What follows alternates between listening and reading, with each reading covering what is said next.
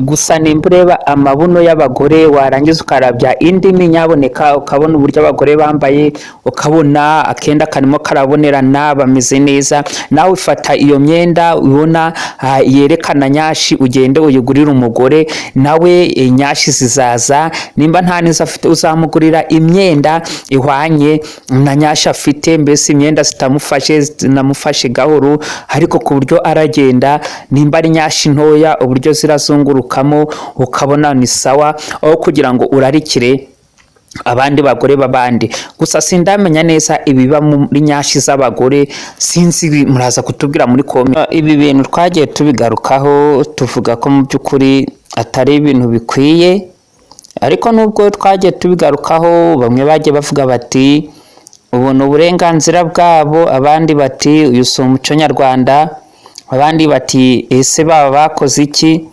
abandi bati ahangaha si Nyabugogo y'iwacu mu gihugu cy'u Rwanda, ahubwo wenda yaba ari Nyabugogo yo mu kindi gihugu yo ku wundi mugabane.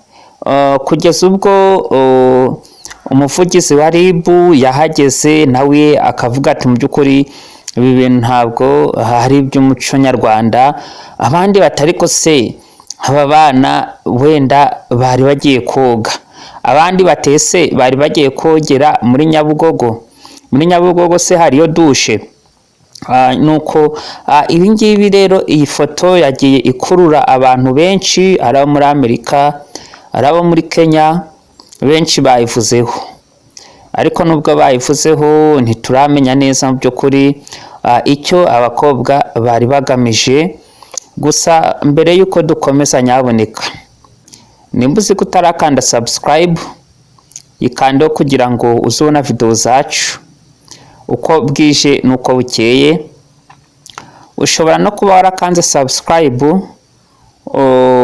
ukaba utarakanze kunzogera, ukande kunzogera kugira ngo ubashe kuba wazibona notification za video zose dushizeho. Kandi nyaboneka wirinde kwihutisha video, burya rero iyo wihutishije video bituma amakuru yose aba ari muri video atakugeraho. Ayo ni mpamvu tuba tugusaba kugira ngo wirinde kwihutisha video.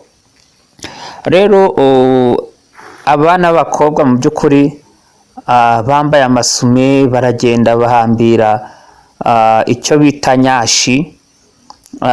Natwe rero nk'abagabo, nk'urubyiruko, ari urubyiruko rw'abagabo, ari urubyiruko rw'abakobwa, uzagenda wumve umukobwa avuze ati reba uriya mu baby afite nyashi nziza cyane. Hari n'uwo bareba bati afite nyashi mbi, ukaba wakwibaza mbese ari nyashi nziza zivamo ibitari umwanda, cyangwa se nyashi mbi zaba zimeze ngute? Ukumva ngo uriya mukobwa ateye neza, ngo uriya mama ateye neza. Rero nk'ikijyanye n'irari ry'abagabo, ubundi nta handi bahita bareba uburyo ziriya nyashi zirimo zigenda zizunguruka à gauche droite, ukibaza ngo muri ziriya nyashi haba harimo iki? Ese ni iki kiba muri nyashi z'abagore bituma abagabo bagenda bahengama? Hari n'uwo nabonye ejo bundi wigeze kuba yakora impanuka, ariko iyo mpanuka umugore uko yaragendaga nyashi imwe ikajya uruhande rumwe, indi ikazamuka ikongera ikamanuka. Yari yambaye utwenda tutamufashe cyane, ariko by'ukuri mo imbere yari yambariyemo akenda gapika, kari akenda k'umutuku. Rero uko kari kicoye nacyo cyari kicoye ku buryo ari imbere wabonaga uburyo gicoye neza, uburyo gikase, ari n'inyuma wabonaga uburyo nyashi zigabanyije. Ibi rero bikaba byaratumye aba bana b'abakobwa bavugaho cyane, bavuga batese kubera iki bahambiriye nyashi zabo. Reba uburyo bakenyeye amasume, nyamara bakigera muri uyu mujyi cyangwa se muri centre ya Nyabugogo abantu benshi barabatangariye, ariko kubera ko Nyabugogo ari umujyi w'abantu b'ingeri zose, hari abatarabitayeho bavuze bati bari muri content, barana content creator.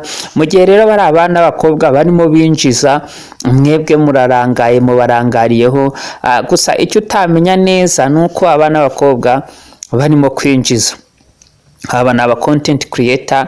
Rero kuba bakwinjiza mwebwe mukabarangarira, ibyo nibyo igihugu cy'u Rwanda kigenda cyabwira kiti mwireba ibitabareba, ahubwo mwite ku murimo, mukore amaboko mufuka mukore. Rero abana b'abakobwa aho kugira bajye kwiba, bahisemo gukenyera amasume kugira ngo babashe kurana nimba babona views. Bari bize bari gushakiriza views, turimo turabavugaho, ariko wowe uri aho ngaho urakanuye, ntiwagiye ku kazi, ahubwo wirwa wicaye. Ibi rero ntabwo ari byo nyaboneka.